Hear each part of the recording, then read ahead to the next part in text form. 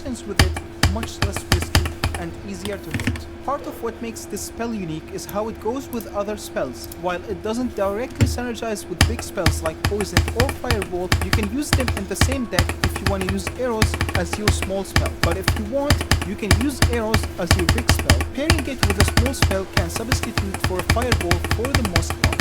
While they do take out magic archers and mother witches, the line is drawn at skeleton dragons and of course barbarians and other stuff that usually survive them. Their main use in the meantime is really just to get rid of most evolutions.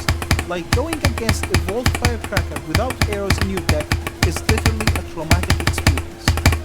Allow me to introduce the leader of our delegation. She is the closest age of the sorcerer king eyes will go. Lady Albedo.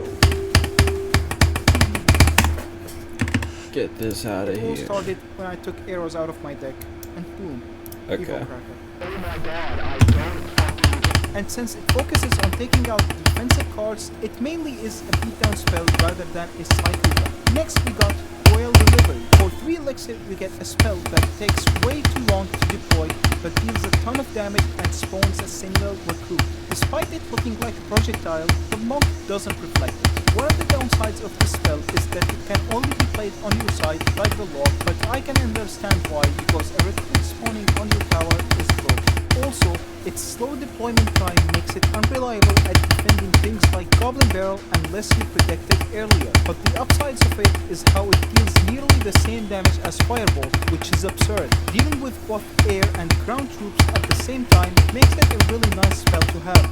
Like bro, look at what you can do with this thing plus a fire spirit and tell me this isn't insane. If all this wasn't enough, the recruit when left ignored can deal damage to the tower, so it will force your opponent to waste elixir on him. And while it doesn't reset charging troops like Ram Rider and Battle Ram against, let's say, a prince, the recruit will be able to sack the charge and stop it. Being strictly defensive makes it something beatdown decks don't care about because it can't help their pushing. Instead, it got adopted by cycle decks because it's great at taking out major threats very reliably. It's mostly good against beatdown pushes which are really slow, so the drop speed doesn't really hold it back that much. Besides, cards like skeletons can help hold enemy troops in place while you wait for your Amazon package to drop. Another reason it's a cycle spell is because of its amazing synergy with the log. Combined with the log, it deals more damage than Firewall, which takes out plenty of hard to deal with